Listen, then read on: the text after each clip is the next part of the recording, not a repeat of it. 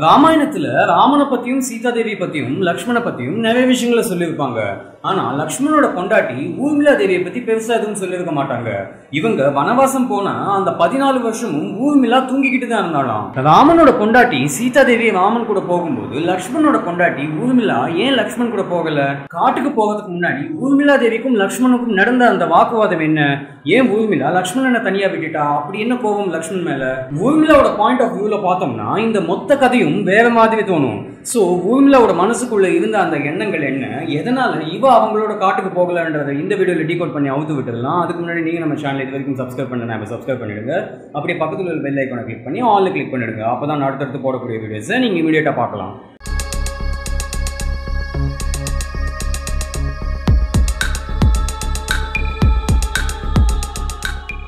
First of all Urmila யாருன்னு பாத்தீங்கன்னா ஜனக மகாராஜோட பொண்ணு. ஜனக மகாராஜோட பெர்ஃபெக்டான வாரிசு யாருடான்னு பாத்தீங்கன்னா அது ஊர்மிளா தேவி மட்டும்தான், சீதா தேவி கிடையாது. ஜனகனுக்கு மொத்தம் 4 பொண்ணுங்க. சீதா, ஊர்மிளா, மாண்டவி அண்ட் ஸ்ருதகீர்த்தி. இதுல சீதா வந்து காட்டுக்குள்ள கிடைச்ச பொண்ணு. மாண்டவி அண்ட் ஸ்ருதகீர்த்தி வந்து ஜனகனோட தம்பி பொண்ணுங்க. 2 பேரையும் சொந்த பொண்ணா தான் வளர்த்தாரு. இதுல ஊர்மிளா தேவி மட்டும்தான் ஜனகனுக்கு பிறந்த ஒரிஜினல் பொண்ணு. சோ அதோட மீனிங் என்னன்னா அந்த அரண்மனைக்கே அந்த ராஜ்யத்துக்கே பெர்ஃபெக்டான இளவரசி யாருடான்னு பாத்தீங்கன்னா அது ஊர்மிளா தேவி மட்டும்தான், சீதா தேவி கிடையாது. பட் இந்த விதி செஞ்ச சதி என்னன்னா ஊர்மிளா பிறக்கிறதுக்கு முன்னாடியே சீதா தேவி கிடைச்சதால சீதா தேவியை மூத்த பொண்ணா வளர்த்தாரு. அதுக்கப்புறம் தான் ஊர்மிளா பிறந்தா. பட் என்னதான் அதுக்கப்புறம் பிறந்த பொண்ணா இருந்தாலும் லாஜிக்கலி பயாலஜிக்கலி ஜனகனுக்கு முதல் பொண்ணு வந்து ஊர்மிளா தான். ஊர்மிளா தன்னோட யங் ஏஜுக்கு வரும்போது சீதா எப்படி தன்னோட அக்கா ஆனான்னு தெரிய வந்தது. அப்போ ஊர்மிளாக்கு என்ன தோணுதுன்னா நாம தான் கரெக்டான இளவரசி, சீதா தன்னோட அப்பா அம்மாவுக்கு பிறக்கலன்னு புரிஞ்சுக்கிட்டா. சோ அந்த இடத்துல அந்த நாட்டுக்கே இளவரசி என்ற ஸ்தானத்தை ஊர்மிளா எதிர்பார்த்தா. பட் ஊர்மிளாக்கு அந்த முக்கியத்துவம் கிடைக்கவே இல்லை. அந்த இளவரசி என்ற பட்டமு பேரு முக்கியத்துவம் இது எல்லாமே சீதா தேவிக்கு தான் வந்தது. காரணம் ஜனக மகாராஜா வந்து சீதா தேவியை மூத்த பொண்ணா ரெகக்னைஸ் பண்ணிட்டாரு. அந்த இடத்துல ஊர்மிளாவோட மனநிலையை யோசிச்சு பாருங்க. தனக்கு கிடைக்க வேண்டிய எல்லா விஷயங்களும் தன்னோட அக்கா சீதா தேவிக்கு கிடைக்குது. இவங்களும் இளவரசி தான், ஆனா அவங்களுக்கு அடுத்துதான் இவங்க. ஊர்மிளாக்கு அடுத்து உள்ள மாண்டவி அண்ட் ஸ்ருதகீர்த்தி வந்து ஜனகனோட தம்பி பொண்ணுங்க. அவங்களுக்கு இளவரசி என்ற ஸ்தானம் தேவையே இல்லாதது. ஆனா ஜனகன் வந்து அவங்களையும் தன்னோட சொந்த பொண்ணுங்களா ஏத்துக்கிட்டதால ஊர்மிளாக்கு அடுத்து அவங்களுக்கும் இம்பார்ட்டன்ஸ் கொடுக்கப்படுது. சோ இந்த விஷயங்கள் எல்லாம் ஒண்ணு சேர்ந்து ஊர்மிளாவை தனிமைப்படுத்திடுச்சு. அவங்க அப்பா அம்மா கிட்டையும் அக்கா தங்கச்சி கிட்டையும் பெருசா எதுவும் பேசவே மாட்டாங்களாம். ஒரு லோன்லியான வாழ்க்கையை தான் ஊர்மிளா தேவி வந்து சின்ன வயசுல இருந்தே வாழ்ந்துகிட்டு வந்திருக்கா. தனக்கு முக்கியத்துவம் கிடைக்கும்னு எதிர்பார்த்த நிறைய இடங்கள்ல அது சீதா தேவிக்கு தான் கிடைச்சிருக்கு. சோ அப்படிப்பட்ட சுற்றுச்சூழல் அவங்கள தனிமைப்படுத்திடுச்சு. இப்போ 4 பேருக்கும் கல்யாண வயசு வந்துடுச்சு. அந்த சுயம்பரத்துல ராமனும் வந்து கலந்துகிட்டாரு. பேசிக்காவே பாத்தீங்கன்னா ராமனை எல்லாருக்குமே பிடிக்கும். பட் அந்த சுயம்பரத்திலையும் ஊர்மிளாக்கு செகண்டரி இம்பார்ட்டன்ஸ் தான், முதல் முக்கியத்துவம் சீதா தேவிக்கு தான் கிடைச்சது. சோ ராமனுக்கும் சீதா தேவிக்கும் கல்யாணம் பண்ணி வச்சுட்டாங்க. லக்ஷ்மணுக்கு ஊர்மிளா, பரதனுக்கு மாண்டவி அண்ட் சத்ருகனுக்கு ஸ்ருதகீர்த்தி. சோ 4 பேரும் தசரத மகாராஜாவுக்கு மருமகள் ஆயிட்டாங்க. ஆனா இங்க அயோத்தியாலையும் ஊர்மிளாக்கு கிடைச்சது 2வது ஸ்தானம் தான். ஜனக மகாராஜாவுக்கு சீதா தேவி பொண்ணா கிடைச்சதால தன்னோட வாழ்க்கையில பல விஷயங்களை இழந்துட்டதா ஊர்மிளா தேவி நினைச்சுக்கிட்டு தான் இருந்திருக்காங்க. சோ மொத்தமா பார்க்க போனா அந்த மிதிலா ராஜ்யத்துக்கு உண்மையான இளவரசி வந்து ஊர்மிளா தான். ஜனக மகாராஜா வந்து சீதா தேவிக்கு கொடுத்த ஸ்தானம் தன்னோட சொந்த பொண்ணான ஊர்மிளாக்கு கொடுக்கவே இல்லைன்னு நினைச்சு பல தடவை மனசுக்குள்ளேயே வருத்தப்பட்டிருக்காங்க. பட் அதை வாயத்தை வந்து வெளியில சொன்னது கிடையாது. மிதிலா நகரம்னாலே அது சீதா தேவி தான் அளவுக்கு ஜனகன் வந்து அந்த இமேஜை கிரியேட் பண்ணி விட்டுட்டான். சப்போஸ் சீதா தேவி வரலன்னா இது எல்லாமே ஊர்மிளாக்கு தான் கிடைச்சிருக்கும். இப்போ கைகை வந்து ராமனை 14 வருஷம் வனவாசத்துக்கு போகணும்னு கேட்பா. அதுக்கு ராமனும் சம்மதிச்சிடுவாரு. ஆக்சுவலி கைகைக்கு ஜாதகம் நல்லாவே பார்க்க தெரியும். அதனால ராமனுக்கு எந்த அசம்பாவிதம் நடந்துடக்கூடாதுன்றதுக்காக தான் இந்த மொத்த வனவாச சம்பவமே நடக்குது. நான் வந்து கல்கி தேவின்னு சொல்லிட்டு வீடியோ ஒன்று பண்ணிருக்கேன். அந்த வீடியோல கைகை வந்து ராமனை எதுக்காக காட்டுக்கு அனுப்புனா அதுக்கு பின்னாடி உள்ள அந்த ஜாதக ரகசியங்கள் என்னென்ன டீட்டெயிலா எக்ஸ்பிளைன் பண்ணிருக்கேன். பார்க்கணும்னு நினைச்சீங்கன்னா லிங்க் டிஸ்கிரிப்ஷன் பாக்ஸ்ல கிடைக்கும், செக் பண்ணி பாருங்க. ராமனும் சீதா தேவியும் காட்டுக்கு போனாங்க. லக்ஷ்மண் ஏன் கூடவே போனா? லக்ஷ்மண் வந்து ராமனை விட்டு பிரிய முடியாதுன்றது ஒரு காரணம். இன்னொன்னு என்னன்னா ராவணேஸ்வரனோட பையன் இந்திரஜித். சோ ஸ்டோரி என்னன்னா ராவணனோட பையன் இந்திரஜித்துக்கு மரணமே வரக்கூடாதுன்னு இந்திரஜித் பிறக்கும் போதே நவகிரகங்களை அதுக்கேற்ற மாதிரி அமைச்சு வச்சான். ஆனா சின்ன தப்பு நடந்ததால ஒரு கட்டத்துல இந்திரஜித்துக்கு மரணம் வந்துடுமான்றது போல ஆயிடுச்சு. சோ ராவணன் வந்து இந்திரஜித்தை குலதெய்வத்தை வேண்டி பூஜை பண்ண சொன்னான். அப்படி பூஜை பண்ணதால கிடைச்ச வரம் என்னன்னா உனக்கு யாராலையும் மரணம் வராது, ஆனா எவன் ஒருத்தன் 14 வருஷம் பிரம்மச்சரிய வாழ்க்கை வாழறானோ அவனால உனக்கு நிச்சயம் மரணம் வந்துடும்னு சொல்லிட்டாங்க. அதனாலதான் காட்டுக்குள்ள இருக்கும் லக்ஷ்மணனோட பிரம்மச்சரிய வாழ்க்கையை முடிச்சு வைக்கதான் ராவணன் வந்து தன்னோட தங்கச்சி சூர்பனகை அமைச்சு வைப்பான். ஸோ அது வந்து வேற கதை, அதை விடுங்க.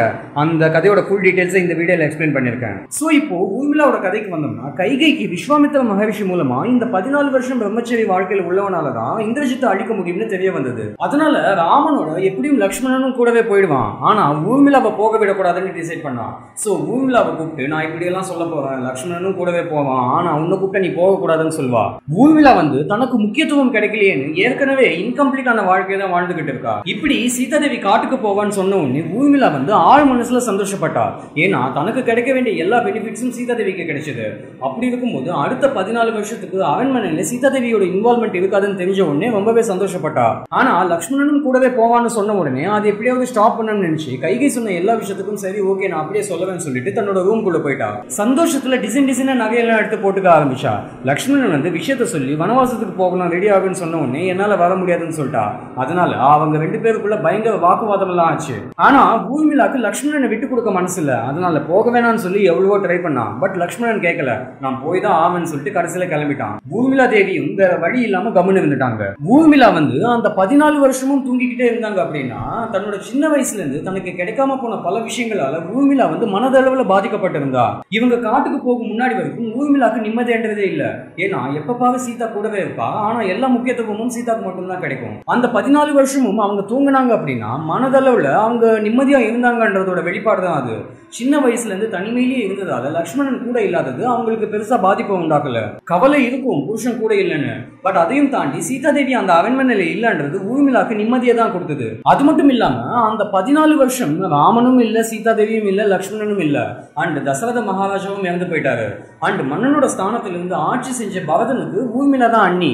சோ அந்த முக்கியத்துவம், வீட்டுக்கு பெரிய மருமகள் என்ற ஸ்தானம், அந்த இம்பார்ட்டன்ஸ் ஊர்மிளாக்கு கிடைச்சது. அதனால அந்த 14 வருஷமும் லக்ஷ்மண் கூட இல்லைன்ற வருத்தத்தை தவிர மற்ற எல்லா விதங்களையும் நிம்மதியா சந்தோஷமா தான் இருந்தா. மனசுக்குள்ள நிம்மதி இல்லைன்னா அந்த 14 வருஷத்தை ஸ்பெண்ட் பண்ணி இருக்கவே முடியாது. இதுல இன்னொரு ஸ்டோரி என்னன்னா, ராமனும் சீதாதேவியும் காட்டுக்குள்ள பாதுகாப்பா இருக்கணும்ன்றதுக்காக லக்ஷ்மண் வந்து அந்த 14 வருஷமும் தூங்காம இருக்கணும்ன்றதுக்காக நித்ராதேவியை வேண்டி தவம் இருந்தாராம். அப்போ நித்ராதேவி வந்து நீ தூங்காம இருக்கணும்னா உனக்கு பதிலா வேற யாராவது தூங்கணும்னு கேட்டாங்களாம். அப்போ லக்ஷ்மண் வந்து என்னோட வைஃப் ஊர்மிளா தூங்கட்டும்னு சொன்னாராம். இது வந்து ஒரு கதை, மேபி அது உண்மையா கூட இருக்கலாம். பட் ஊர்மிளா தேவி தூங்குனதுக்கு அவங்க மனசு நிம்மதியானதான் காரணம். சோ ஊர்மிளா தேவி வந்து சின்ன வயசுல இருந்தே தனிமையில இருந்தாங்கன்றது உண்மை, தனக்கு தானே பேசிக்கிட்டாங்கன்றது உண்மை, தனக்கு இம்பார்ட்டன்ஸ் கிடைக்கலையே நினைச்சது உண்மை, அந்த ரூம்குள்ள வந்து டிசைனா நகைகள் எல்லாம் எடுத்து போட்டுக்கிட்டது உண்மை, அண்ட் அந்த 14 வருஷமும் அதிக நேரம் தூங்கினாங்கன்றது உண்மை. பட் ஏன் இப்படி எல்லாம் பண்ணாங்கன்னு கதைகள்ல கொஞ்சம் மாத்தி சொல்லப்பட்டிருக்கு. பட் அதோட ஆக்சுவல் ஃபேக்ட் ஒரிஜினல் இளவரசியா இருந்தும் அவங்களுக்கு அந்த இம்பார்ட்டன்ஸ் கிடைக்காம போனதுதான் காரணம். அதுக்காக அவங்களுக்கு சீதாதேவியை பிடிக்காதுன்னு கிடையாது, சீதாதேவியை ரொம்பவே பிடிக்கும். பட் என்னதான் பிடிச்சாலும் தன்னோட ஸ்தானத்துல தான் சீதாதேவி இருக்கான்னு நினைச்சு டிப்ரெஸ் ஆகிக்கிட்டே தான் இருந்தாங்க. சோ இவங்க இந்த 14 வருஷம் வனவாசத்தை முடிச்சுக்கிட்டு வந்த பிறகு எல்லாமே நார்மல் ஆகி லைஃபோட கடைசி காலகட்டத்தில் போன பிறகு லக்ஷ்மணன் வந்து சமாதி ஆயிடுவான். லக்ஷ்மணனோட சேர்ந்து ஊர்மிளாவும் சமாதி ஆயிடுவாங்கன்னு சொல்லுவாங்க. பட் அது ஃபேக்ட் கிடையாது. ஊர்மிளா வந்து லக்ஷ்மணனோட சமாதி ஆக மாட்டா. இன்ஃபேக்ட் லக்ஷ்மண் இறந்து போனப்போ ஊர்மிளா வந்து லக்ஷ்மணனை பார்த்து சிரிச்சாலாம். அது ஏன் சிரிச்சாங்கன்றது இது வரைக்கும் யாருக்குமே தெரியாது. சோ இதுல பாத்தீங்கன்னா சீதாதேவி வந்து பூமிக்குள்ள போயிட்டாங்க. லக்ஷ்மண் வந்து சராயு நதியில சமாதி ஆயிட்டாரு. அதுக்கப்புறம் ராமனும் அதே நதியில சமாதி ஆயிட்டாரு. ராமனுக்கு பிறகு லவனும் குசனும் ஆட்சி செஞ்சாங்க. அந்த டைம்ல அந்த அரண்மனையில ராஜமாதாவா இருந்தது ஊர்மிளா தான். இவங்க ஆட்சி செய்யும் போது அவங்களுக்கு வழிகாட்டியா இருந்தது ஊர்மிளா தான். சோ இதெல்லாம் தான் ஊர்மிளா தேவியோட ஸ்டோரி. சின்ன வயசுல தனக்கு கிடைக்க வேண்டிய அந்த அங்கீகாரம், அந்த முக்கியத்துவம் சீதாதேவி இருந்ததால இவங்களுக்கு கிடைக்கவே இல்லை.